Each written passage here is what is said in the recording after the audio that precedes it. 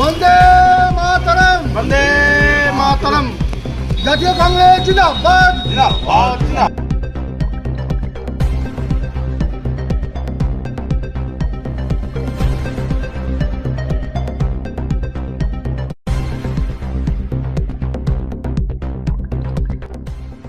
দীর্ঘদিন পরে একেবারে শেষে কংগ্রেসের প্রার্থী লিস্ট বেরোলো, তার মধ্যে আপনার ত্রিপুরা বিধানসভা আপনি পেয়েছেন, কি বলবেন?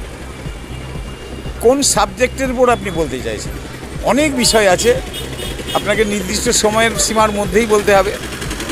চতুর্মুখী প্রতিদ্বন্দ্বিতা হচ্ছে।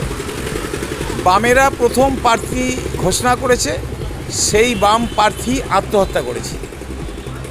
কারণ দলীয় কর্মীদের সাথে বৈঠক না সেরে যে বড় শরিক সিপিএম 50 বছর ধরে কাঁধে বয়ে পাস করালো, তাদের গুরুত্ব না দিয়ে উনি তৃণমূল নেতাকে গুরু মেনে সিপিএমের ভোট বিজেপিতে ট্রান্সফার হয় এই দাবিকে মেনে বাড়ি ফিরলেন। সেদিনই ওনার অপমৃত্যু হয়েছে রাজনীতির ময়দানে। এক, তৃণমূল আভ্যন্তরীণ লড়াইয়ে জর্জরিত এই চুঁচুড়ো শহরের বুকে তিনজন পৌর চেয়ারম্যান তারা অপমানিত হয়েও কিল খেয়ে কিল হজম করে আছেন। দুজন বিধায়ক বরিষ্ঠ নেতা তিনবার নিজেদের যোগ্যতায় নির্বাচনে প্রতিদ্বন্দ্বিতা করে জিতে প্রমাণ করেছিলেন মানুষের কাছে তারা গ্রহণযোগ্য, এবং আচমকা তাদেরকে যে পদ্ধতিতে অপমানিত করে মানুষের কাছে খিল্লি করে দেওয়া হলো, খাস্তা করে দেওয়া হলো, গুরুত্বহীন করে দেওয়া হলো, এর বদলা কিন্তু নিচুতলার তৃণমূল কর্মীরা নেবে। কারণ আমি মনে করি যাদের মেরুদণ্ড সোজা আছে তারা অন্তত নেবে।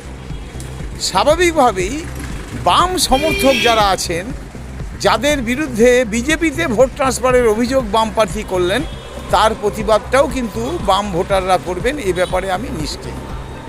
স্বাভাবিকভাবেই এই কেন্দ্রে 15টা দিন আগেও কংগ্রেস দলটা যেমন সবচেয়ে পিছিয়ে ছিল, এই মুহূর্তে কংগ্রেস দলটা রিভার্সলি সবচেয়ে প্রথমের দিকে এগিয়ে এসেছে, এবং আমরা মনে করি যে বামেদের অপমৃত্যু হয়েছে, তৃণমূল নিজেদের আভ্যন্তরীণ লড়াইয়ে পরাজয় সুনিশ্চিত হয়ে গেছে।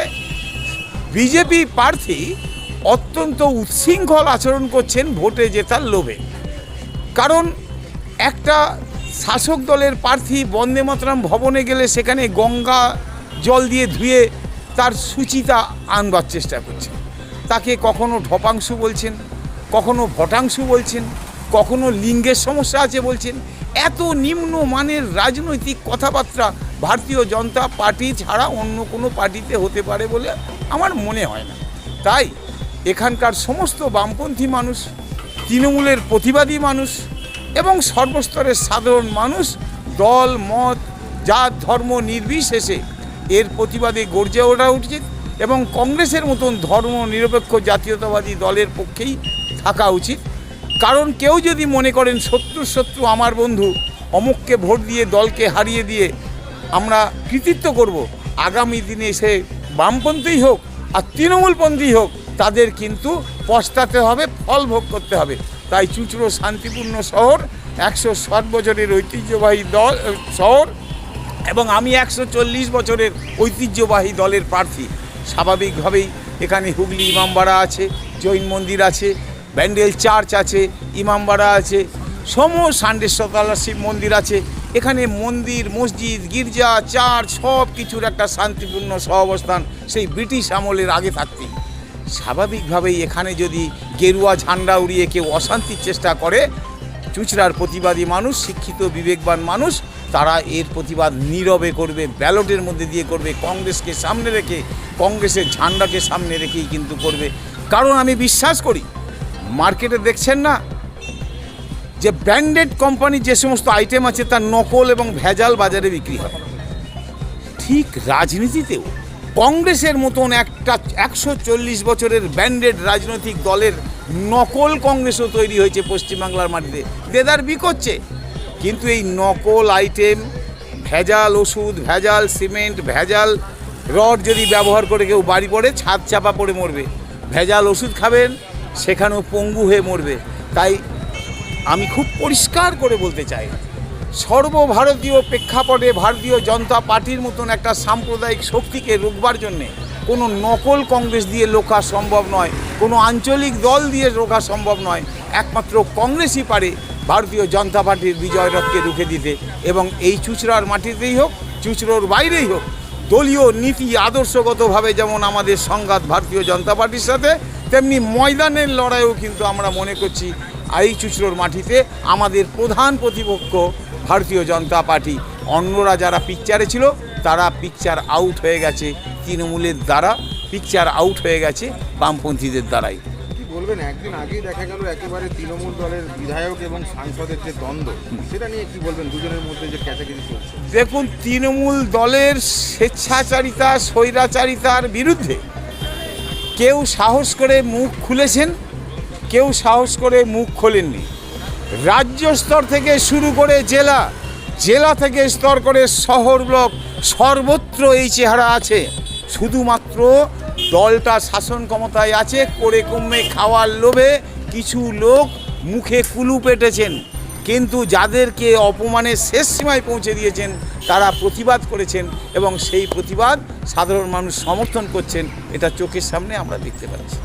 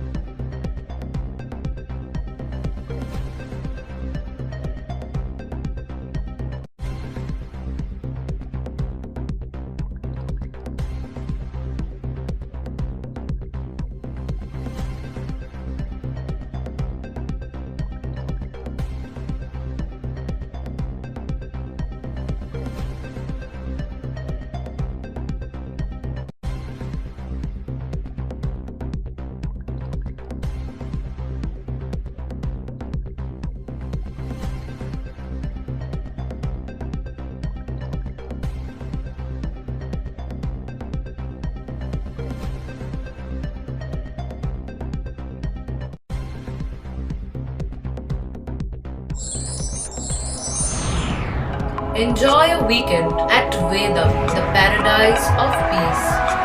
A home away from home.